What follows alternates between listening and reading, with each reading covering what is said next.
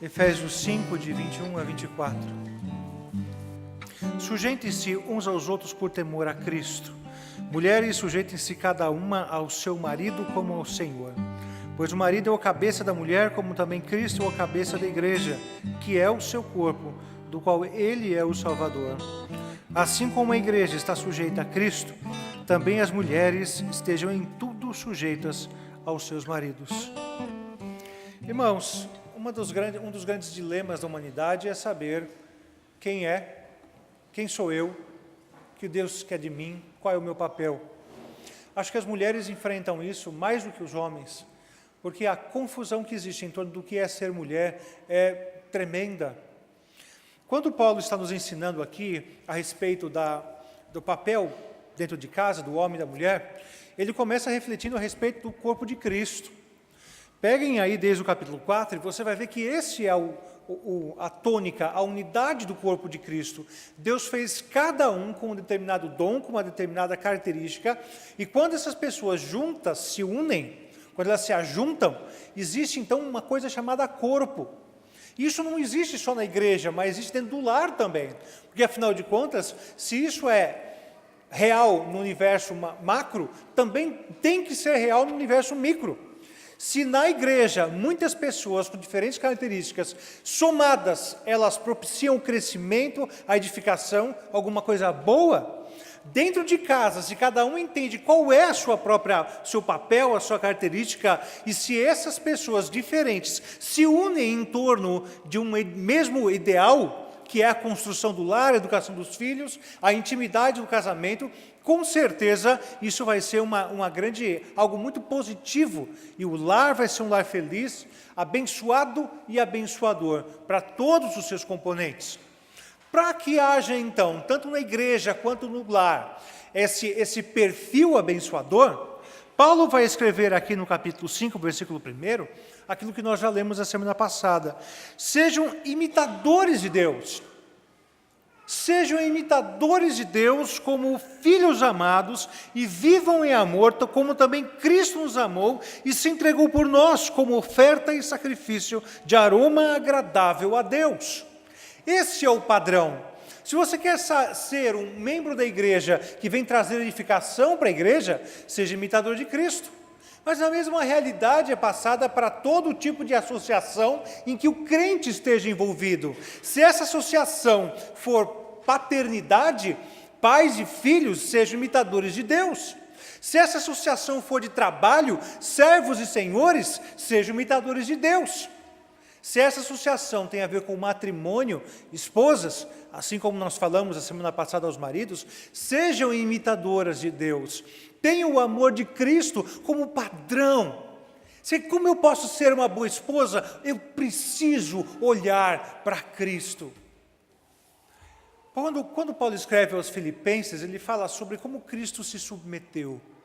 Ele fala assim, que Cristo, sendo o próprio Deus, não julgou com usurpação isso para realizar a sua missão. Antes ele se submeteu, se humilhou. Nesses papéis que nós ocupamos, em casa e na igreja, qualquer que seja ele, o segredo para ser imitador de Deus está aqui no versículo 21. Sujeitem-se uns aos outros. Não existe, presta atenção nisso, não existe como você querer imitar a Cristo sem se sujeitar a alguém. Não existe. Pensem em Cristo. Ele não se sujeitou? Se sujeitou à natureza humana pecaminosa, ou à natureza humana caída, embora ele fosse sem pecado. Se sujeitou a homens pecaminosos e ímpios terríveis. Se sujeitou a amizades imperfeitas, não da parte dele, mas da parte daqueles que o chamavam por amigos. Se sujeitou, antes de tudo isso, ao Pai, porque ele foi enviado pelo Pai.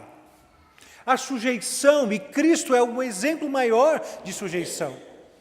Como nós vimos na semana passada, o amor do marido também é uma forma de sujeição, porque se ele ama a ponto de amar, no mesmo molde em que Cristo ama a igreja, Cristo se deu pela sua igreja, então ele também se sujeita quando ele ama. E o que a Bíblia fala a respeito da sujeição da mulher é o que está escrito aqui no versículo 22, sujeitem-se ao seu marido, como o modelo de submissão bíblica que nós conhecemos. Todos nós, atenção, todos nós fomos chamados ao mesmo tempo para uma função de autoridade e de submissão. Todos nós temos autoridade sobre alguém ou sobre algo, e todos nós, não importa quem seja, todos nós estamos sujeitos a alguém, porque assim é a vida, é assim a estrutura social que Deus criou. É nesse contexto que nós vivemos. Então, a medida aqui é o temor de Cristo. Olha, de que maneira a mulher submete? O temor de Cristo. Mas isso a gente vai falar um pouco mais para frente. Ele é a maior de todas as autoridades. Ele é rei sobre tudo. É Ele que estabeleceu todas as coisas como lhe aprouve, e tudo vai convergir para que no final das contas tudo se submeta a Ele até a morte, e tudo vai se submeter a Cristo. Quando nós falamos de submissão, porém, a tarefa do amor ela não está aí descartada. Outro dia eu ouvi alguém dizendo assim, é mais fácil ser o papel da mulher do que do homem, porque ao homem cabe amar, a mulher não cabe amar. Confesso que eu nunca ouvi a asneira maior. Claro que a mulher cabe amar. Afinal de contas, como o pastor Ediano citou agora há pouco esse versículo, Jesus escreveu aos seus apóstolos, se vocês me amam, obedecerão aos meus mandamentos. A sujeição bíblica é diferente da sujeição mundana, porque a sujeição conforme Cristo nos prega é uma submissão que está envolvida de amor.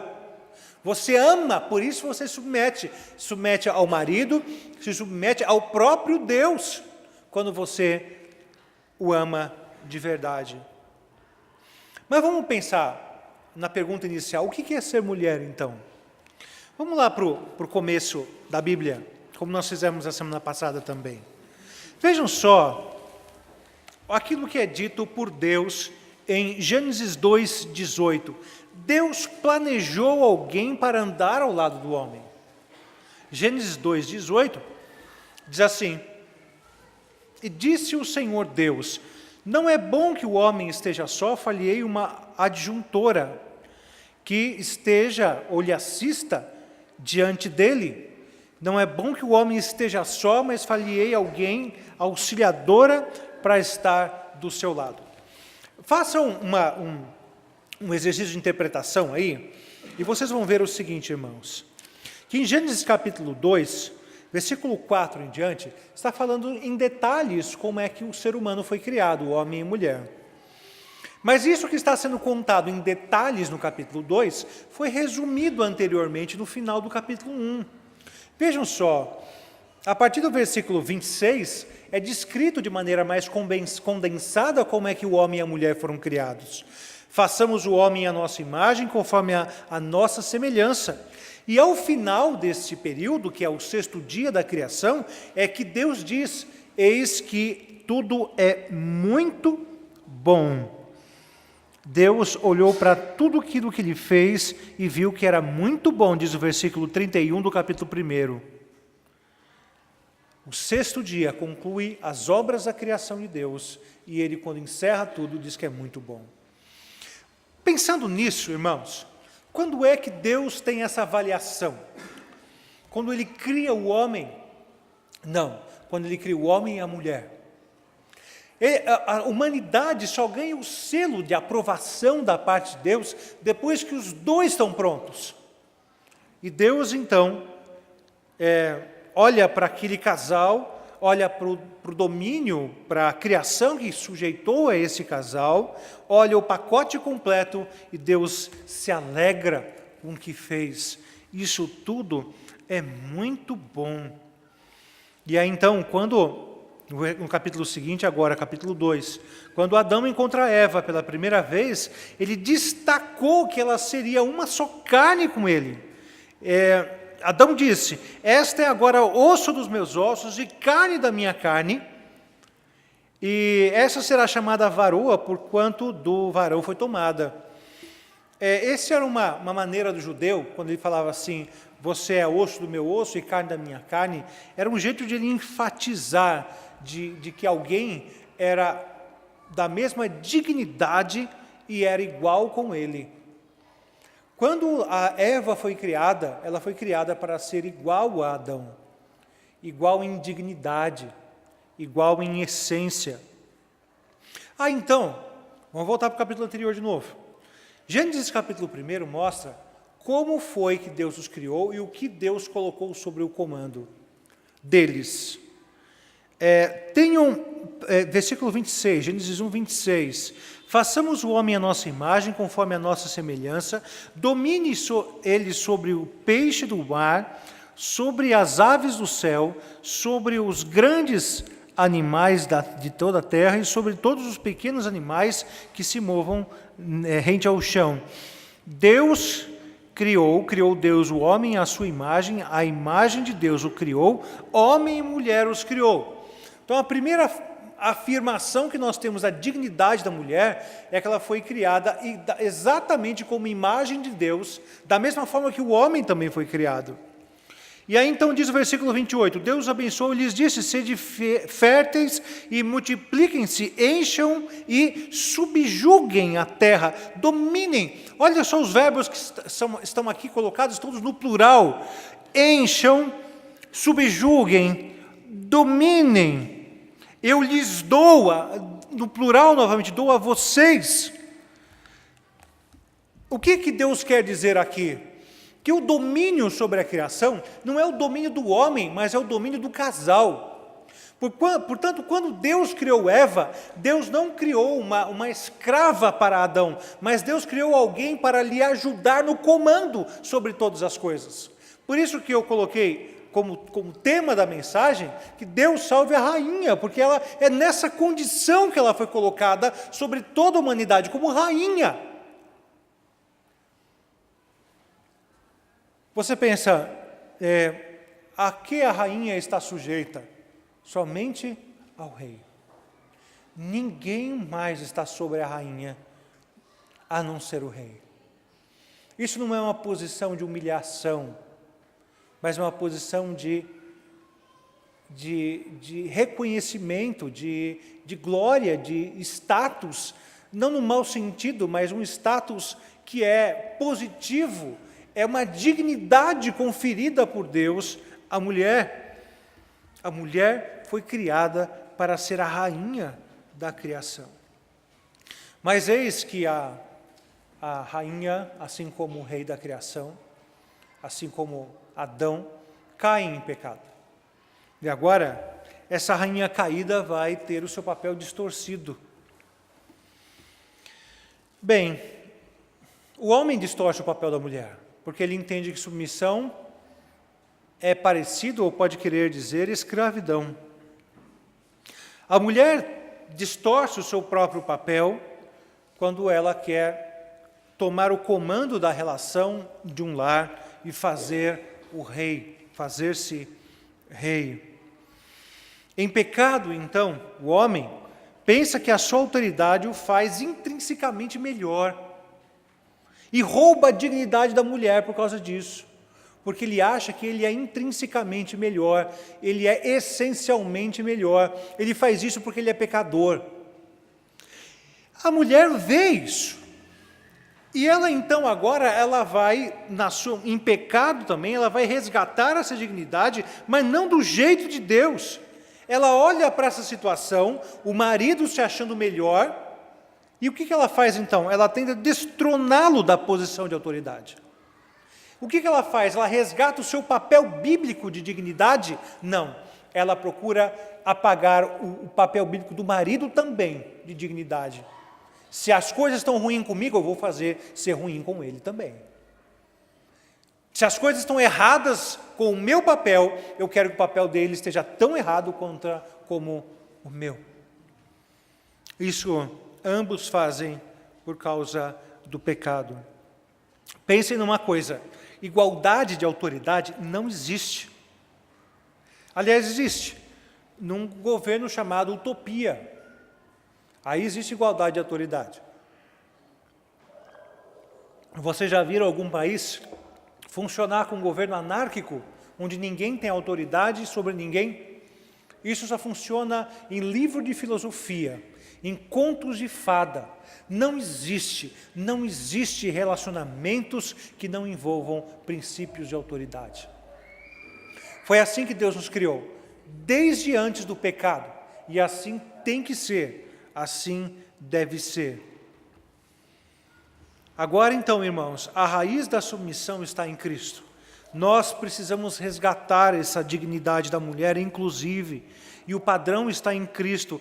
Ele é que é o exemplo. O limite da submissão também está em Cristo, porque o homem não é a única fonte de autoridade na vida da mulher. Não é somente a ele que ela responde, mas acima de tudo, a mulher, assim como o homem, respondem a Deus. E o padrão de Deus, o jeito de Deus, é o melhor jeito de todos, por isso ele é a maior de todas as autoridades. Mas não é só isso, mas existe também o Estado. O Estado também é autoridade sobre nós. Você tem deveres para com o Estado. Quando você anda de carro pela rua, você tem placas que foram colocadas ali para que você obedeça essas placas, sinalizações de trânsito, leis trabalhistas, leis civis de todas as espécies. Você faz isso por submissão ao Estado, porque ele é autoridade sobre você também.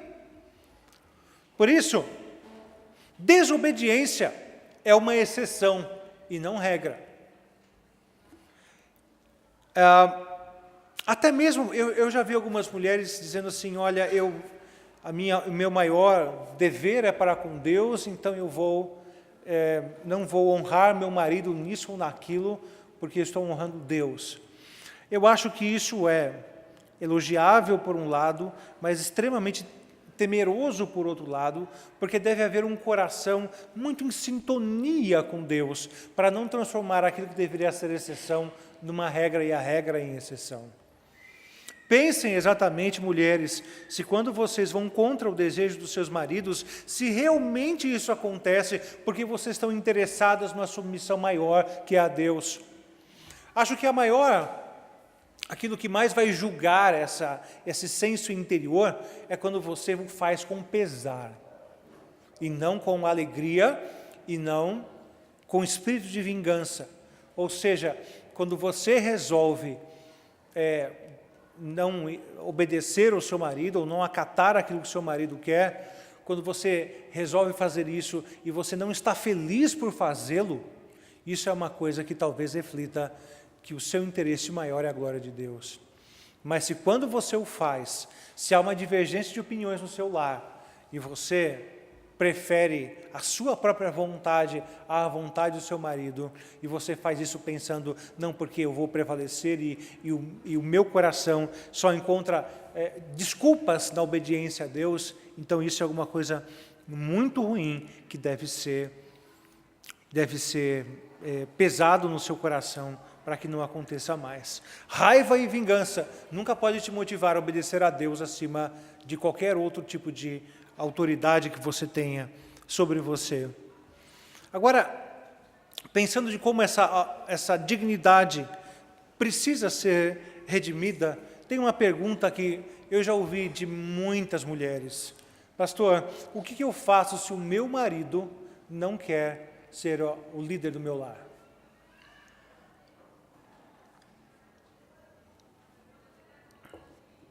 Eu entendo o que a Bíblia fala sobre a autoridade, mas lá em casa, se eu não fizer alguma coisa, o lar vai para o buraco, porque o meu marido não faz nada.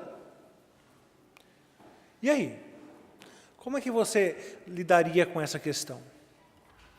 Algumas coisas que devem ser consideradas. Primeiro, não menospreze o seu próprio potencial.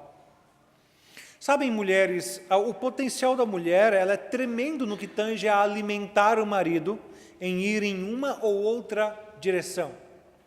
Nós temos exemplos muito positivos na Bíblia, como Abigail. Lembra-se de Abigail? Que Davi estava pronto para fazer alguma coisa muito má, derramar muito sangue, e ela vem então com um jeito muito sábio e ela consegue direcionar Davi num outro sentido. Como diz o ditado por aí, né? O homem é o cabeça, mas a mulher é o pescoço, né? Consegue virar a cabeça para onde quer. E isso, quando feito com sabedoria, não é ilegítimo. Ao contrário, é teu dever. É teu dever.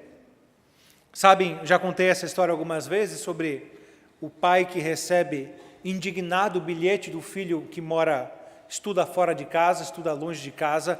Pai, manda dinheiro. Conhece essa história? Não conhece? E o pai fica indignado com aquele pedido do filho, aí chega a mãe do lado e diz assim, não é isso que está escrito, querido. Está escrito, pai, manda dinheiro. Ah, então se é isso, então ele manda.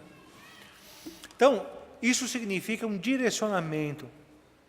Mas nós temos também exemplos muito negativos.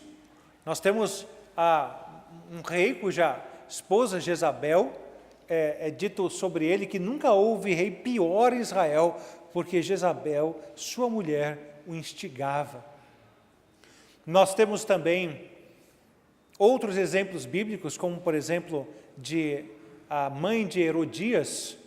Herodias era a cunhada do rei Herodes, e aí então ele fica deslumbrado com a sobrinha dançando e diz para ela, você pode me pedir qualquer coisa, até metade do meu reino que eu vou te atender.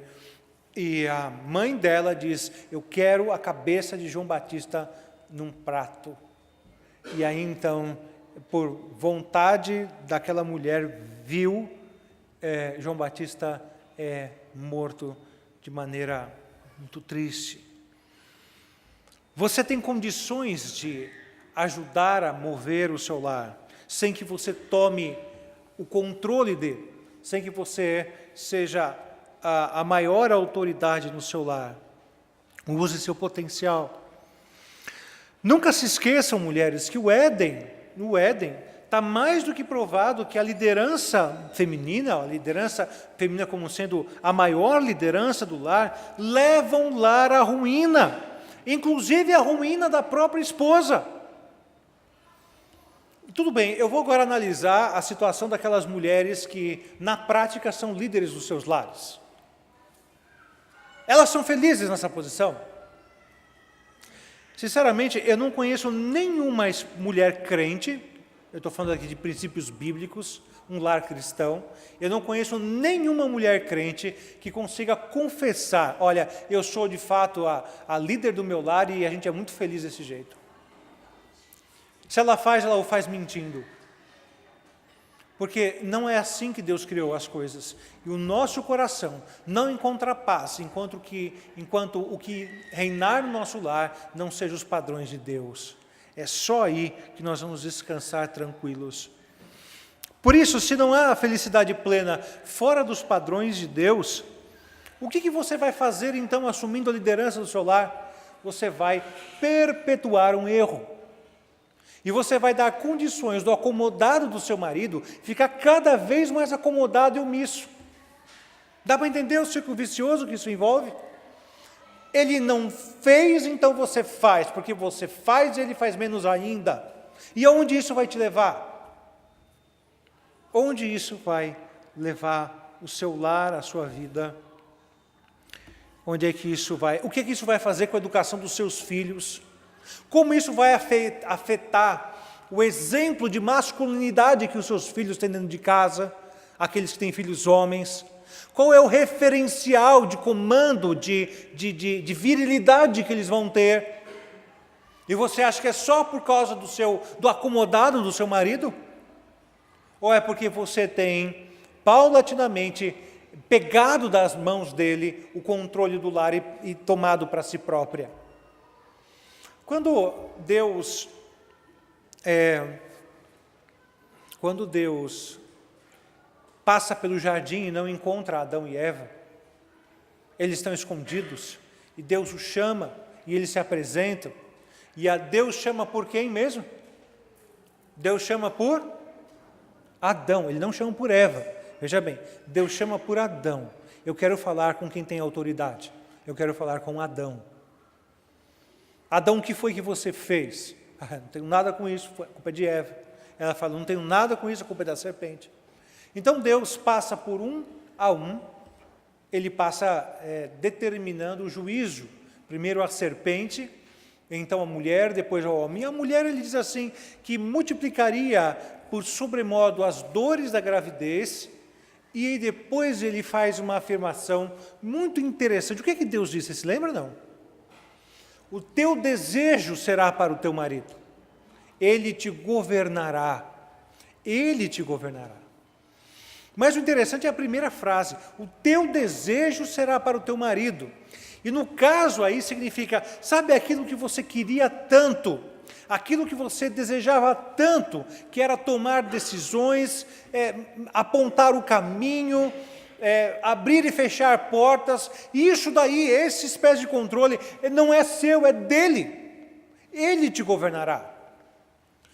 O que precisa haver é muita sinceridade no coração de todas vocês mulheres, em saber que a rebelião contra Deus, que nos toma a todos, homens e mulheres, mas em vocês, a rebelião contra Deus significa ter vontade de fazer o oposto daquilo que Deus quer para vocês.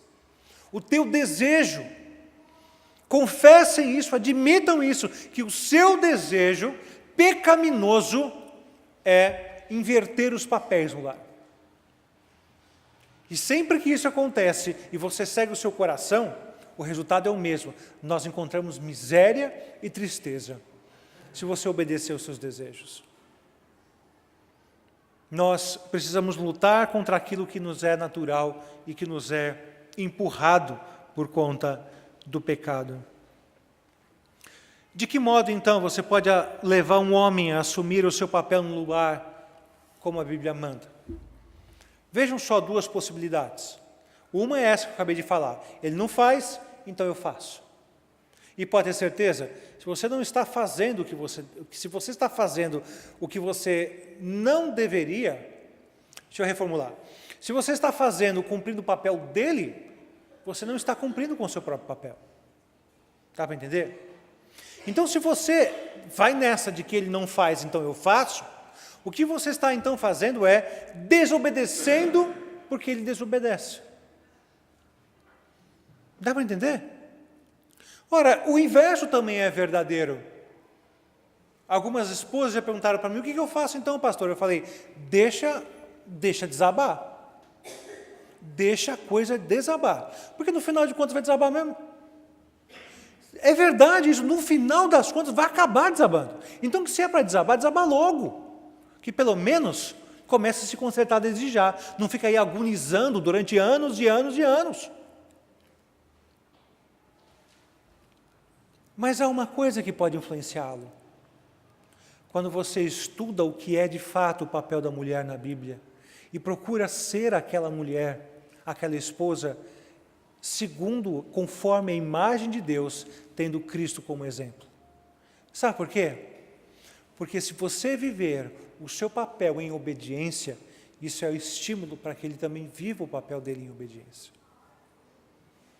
Você vai influenciá-lo, não ensinando ele a fazer as coisas, mas cumprindo você e sendo você mesmo de modelo, de exemplo, naquilo que lhe tange, e não naquilo que tange a ele. Dá para entender a grande diferença? Sejam as melhores esposas. Essa é a melhor maneira de você incentivá-la a ser o melhor dos maridos. E ser a melhor das esposas não é ser um homem com saia. A melhor das esposas é ser a mulher que a Bíblia manda. É assim que você, rainha, criada para ser rainha, vai restaurar, vai trabalhar para a redenção projetada na Bíblia. Portanto, irmãos, não há como haver um lar feliz sem que homens e mulheres entendam os seus papéis. Não há. E você precisa estudar essa palavra e ter Cristo como exemplo. É óbvio que essa submissão tem os limites, como eu falei para vocês. Quando Paulo fala submissa ao marido como ao Senhor, ele está estabelecendo Cristo é a maior de todas as autoridades. Você nunca vai poder justificar um pecado dizendo foi porque o meu marido pediu. Jamais. Jamais você vai poder ter o seu marido como o maior de todos as autoridades. Esse é o lugar de Cristo. Mas Ele também é a autoridade sobre você. Se lembre e pense nisso. Há um desejozinho dentro de você, lutando contra isso. Mas esse não é o jeito de Deus. Procure o jeito de Deus.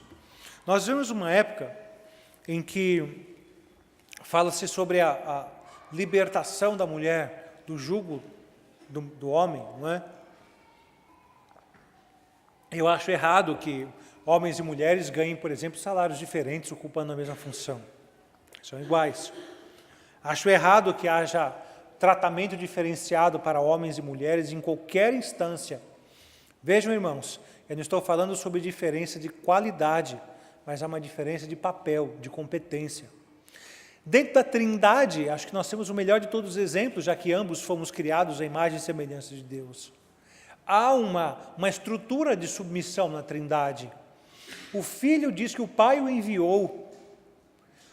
E Cristo diz que o Espírito Santo é enviado tanto pelo Pai quanto pelo Filho. Jesus disse que fazia a vontade do Pai. E, no entanto, você não pode dizer que o Filho é menos Deus que o Pai, ou que o Espírito seja menos Deus que o Pai ou que o Filho.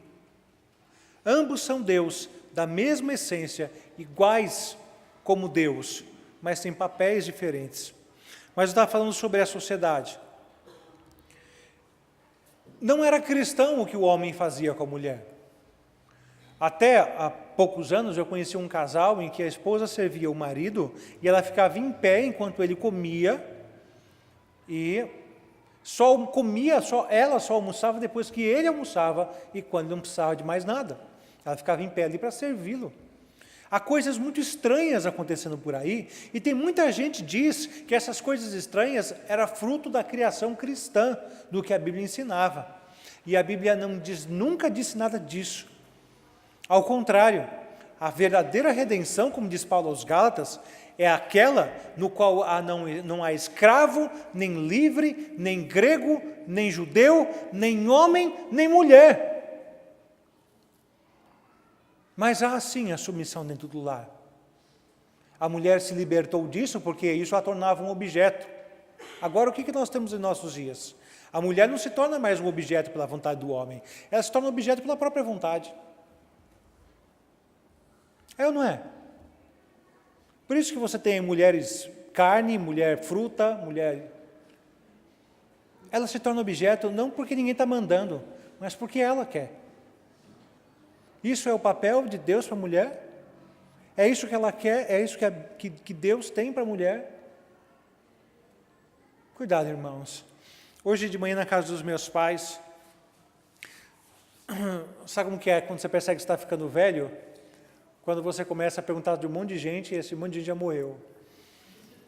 E aí eu conversando com os meus pais, e dentre tantas mortes, começou a falar sobre jovens, pessoas até muito mais jovens do que eu, que se casaram, e muitas delas, infelizmente a maioria daqueles por quem eu perguntei, haviam se separado. Nós não sabemos qual é o nosso papel, nós não cumprimos o nosso papel. O nosso lar está perecendo por conta disso. E vocês não têm ideia do quanto Deus desgosta da separação. Você tem ideia disso? Quando o profeta Malaquias escreve, ele diz que Deus abomina, Deus odeia o divórcio. Vocês estão entendendo isso? Não há nada pior diante de Deus do que a separação, quer no âmbito da igreja, quer no âmbito do lar. Você precisa saber quem é e o que Deus quer de você. Se você não tem condições de chegar a esse entendimento sozinho, procure ajuda. Converse com os seus pastores, seus presbíteros. Converse com crentes que você pode ter por referência. Pergunte para eles. Ore com eles, peça socorro. Mas não permita que o seu lar pereça, porque você não entende o que Deus quer de você. Sejam maridos e esposas que honrem ao Senhor com suas vidas. Jovens, se preparem para isso. Vocês não aprendem isso aí na hora que o pastor está impetrando as mãos, a bênção sobre vocês no levantar das mãos. Não há varinha mágica que toque na cabeça de vocês. Agora eu sei que é ser marido, agora eu sei que é esposa, porque eu declarei vocês, marido e mulher. Não tem nada disso. Vocês aprendem desde já. Apaixonem-se pelas pessoas certas. Tenham os padrões de Deus em alta conta.